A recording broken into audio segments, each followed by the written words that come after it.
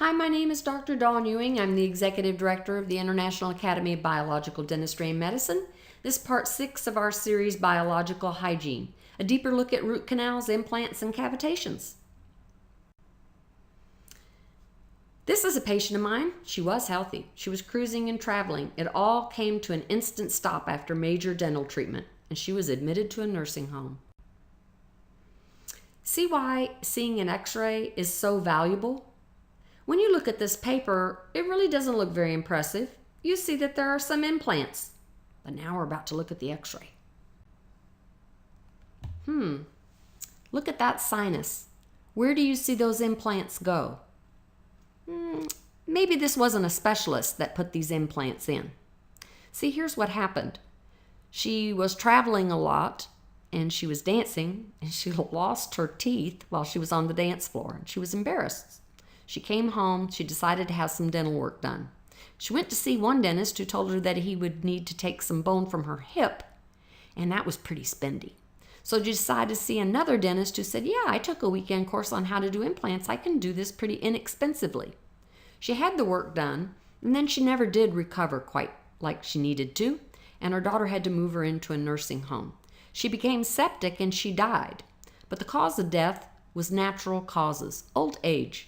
And yet, when I look at this x-ray, I wonder, could these have been foreign objects that created some type of an infection? Guess I'll never know. Now you see why looking at the x-ray is so valuable. So when we're talking about root canals, we have an issue with the gutta percha and the shrinkage. It's put in, and then it has a tendency to shrink away from the tooth by just a little bit. The toxins that are inside these root canal teeth can set up secondary infections throughout the body. The bacteria that's in there actually creates a gas. Sometimes it's thioether, sometimes it's mercaptan. Now you have to understand these gases were used as nerve gases in the World Wars. It's also an energetic block. If you've watched some of my other modules, you'll know what I'm talking about. So what's the big deal with root canals anyway? Yes, we know energy cannot go through a dead tissue. No, it's not overwhelming for everyone, but it is a burden to everyone. Here's an x-ray of a root canal tooth that has some obvious pathology. Another one, you've seen these before if you've watched my other modules, and you know that I'm very passionate about asking the dental team to take x-rays of root canal teeth when it's time to have the bite wings taken.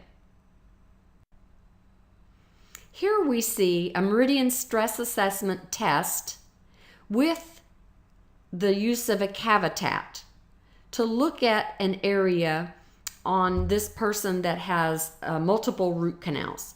Remember earlier when we were talking about a cavitat, and I'm going to remind you there aren't very many offices that have them anymore because the company went out of business and they're not able to be purchased. But the areas of red are either sinus or they're areas where there's no blood circulation. So in this instance, because we have so many root canals on the maxillary teeth, we're going to assume that it's right there at the sinus and that we've got a lot of dead bone in that area. A dental foci is an area of concentration of toxins where the body has chosen to wall it off and surround it by lymphocytes. This blocks the flow of energy on that meridian, and the energy gets to that area, it hits a black hole and disperses. In an area where there's a retromolar site, it can be a dump for parasites, heavy metals, chemicals, all kinds of things.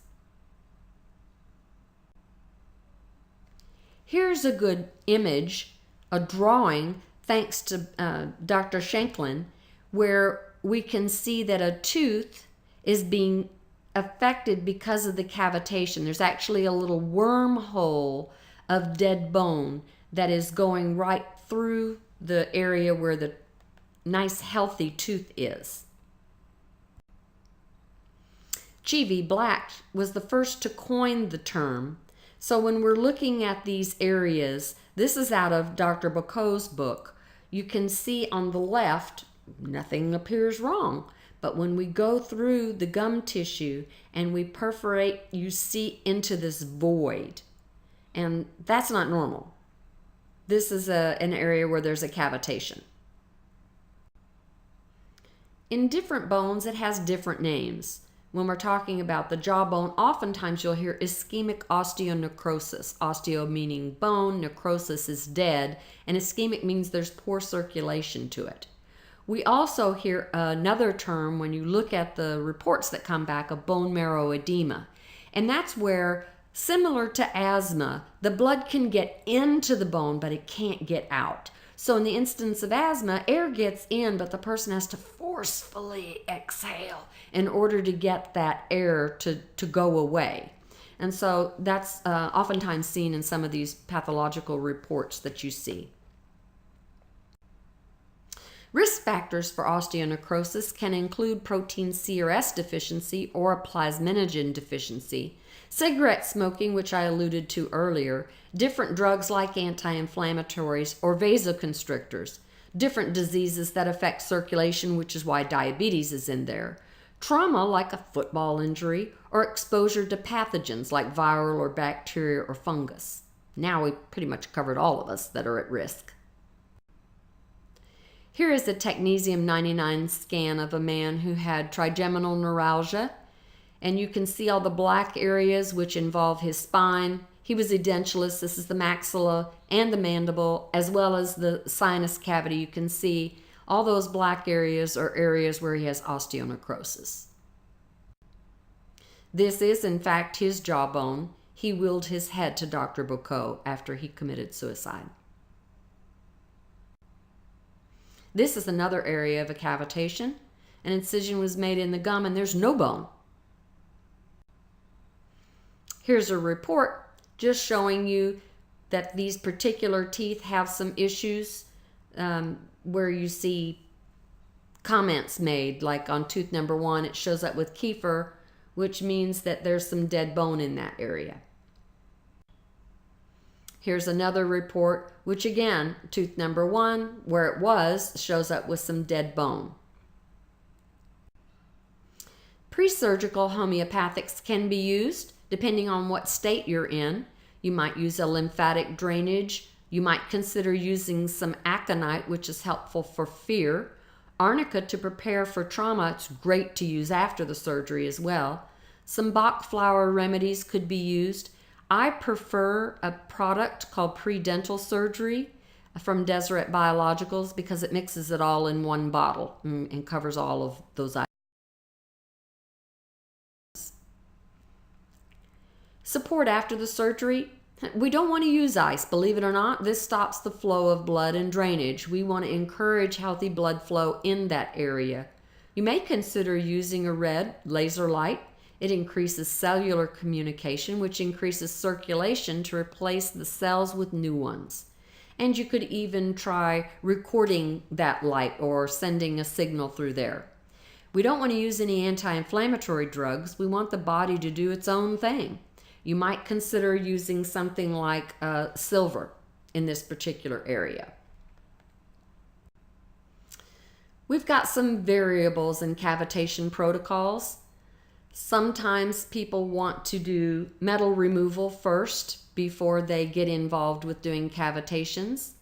Sometimes people will use Sanum injections before or after. A lot of people will use cold lasers after the surgery. Some people choose to do ganglion blocks like neural therapy. Sometimes we involve the 7-day immune cycle, or we even look at the moon. You know, we choose not to do surgery on a full moon because it affects the osmotic pressures so much. If you read a Fulmer's Almanac, they'll choose not to castrate a bull on a full moon because there's more bleeding. You might consider Rife technology, or the patient might be talking to you about using Rife technology, which is a frequency-based therapy. The use of stellar energy is a homeopathic for people who really react violently to different phases of the moon. For instance, there are a lot of people who have seizures only during a full moon. More people have crazy outbursts. More babies are born or car accidents, all on a full moon. You might take into consideration nutrition. Get the physician involved with using protein or digestive enzymes to help this person through the process. And you want to consider your anesthesia. Vasoconstrictors can create problems with aniline, and therefore they're contraindicated.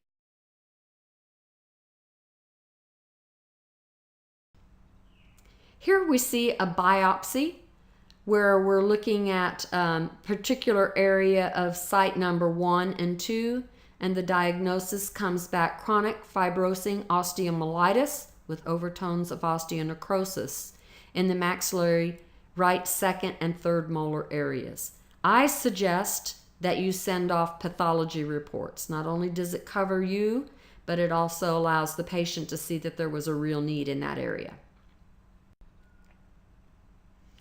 Here is a report from Affinity Labeling Technology on a root that was removed. It was a root canal tooth, and this is the mesial root. There was 47% inhibition of the body's ability to create ATP from this one tooth. Here again, we've sent out for a culture and come back with some results in this particular area where the person was sent for an infectious disease control because actinomyces came up. Hopefully you know a little bit more about cavitations now, the problems with root canals. You understand why you couldn't just go in and stir it up with a burr. You'd really go in and clean that area out. It's a little more involved than actually taking out a tooth. It's not something that you can visibly see on an x-ray, although with our 3D cone beams we're starting to see more areas than we could in the traditional Panorex. I'm interested in who's watching these videos. If you've got a particular interest in something, email me. I am available at any time, and I hope to see you soon. Thanks.